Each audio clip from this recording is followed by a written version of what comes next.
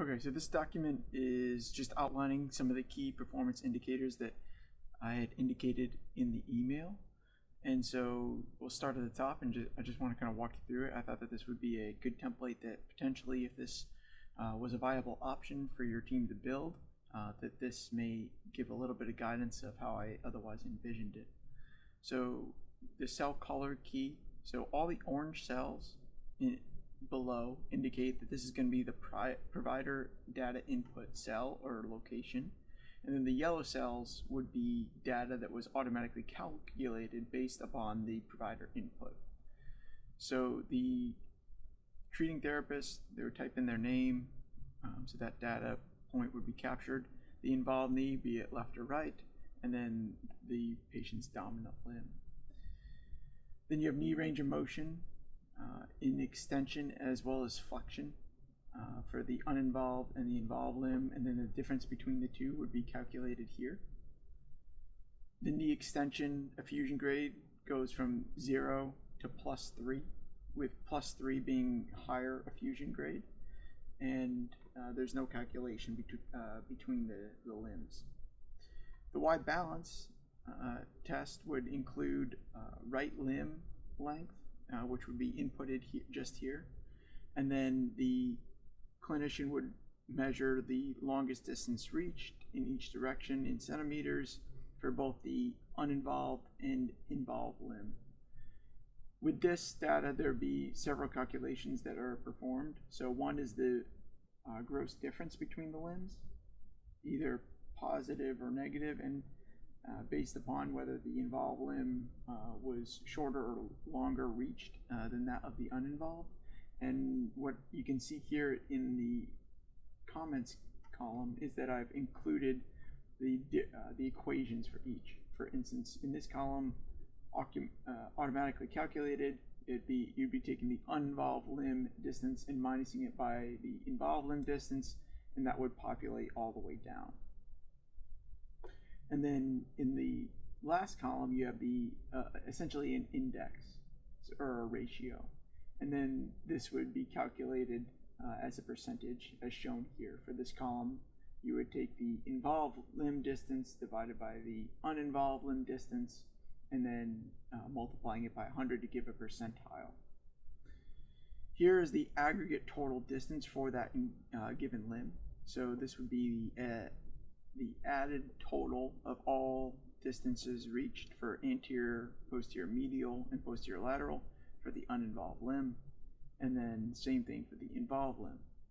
The composite score is taking the aggregate total distance and dividing it by the right limb length, and that would be calculated here. I would be hopeful that the PatientIQ software could otherwise be programmed to calculate these differences, these composite scores, and these indices based upon the information, very similar to how the software calculates the outcome measure scores based off patient responses. The next category is isokinetic strength testing. Again, you can see the orange and yellow cells respectively. So this is a strength test that the provider would take the patient through. Essentially, there's 3 different sets or 3 different speeds. Irrespective of that, the point being is that a left to right or uninvolved to involved limb symmetry index would be calculated for all 3 speeds for each of the different muscle performance outcome metrics that would be captured. And then it would be given as a percentile, very similar to what was shown above with the Y balance. The final outcome measure here would be the kinetic drop vertical jump. No calculations necessary for the PatientIQ software. Rather, it would just be the knee ankle separation ratio for the initial that is seen at initial contact and at peak flexion. So this sheet is what is known as the FLE that I alluded to in the email. So the functional lower extremity evaluation. So it is a battery of tests. So it's a little bit more involved than the previous outcome measures that I alluded to on the previous sheet.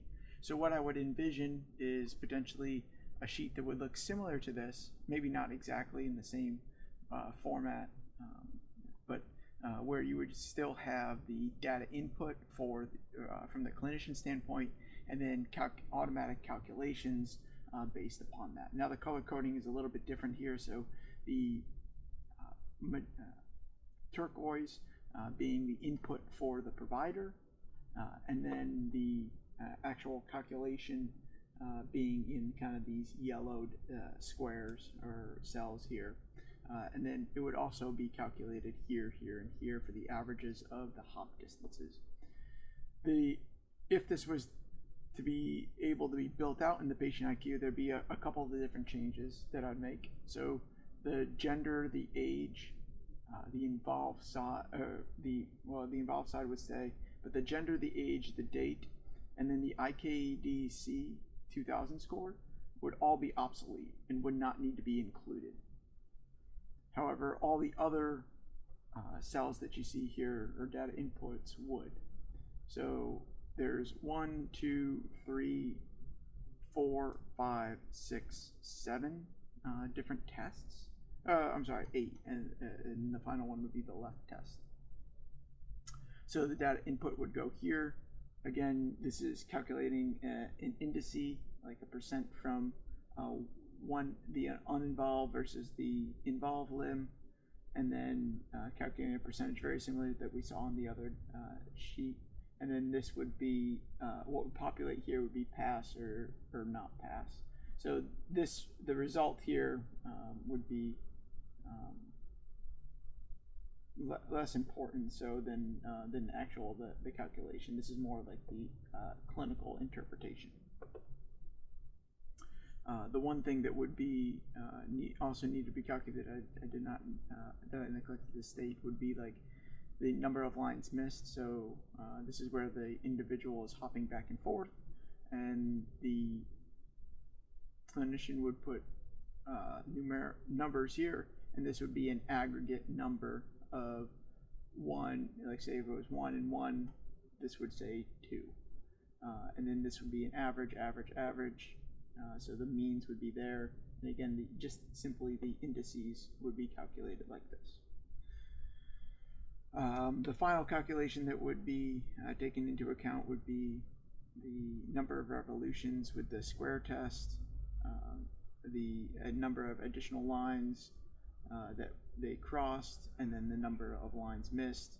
And this has its own equation that I could otherwise provide you with. But again, the main takeaway is in question is, can this be built?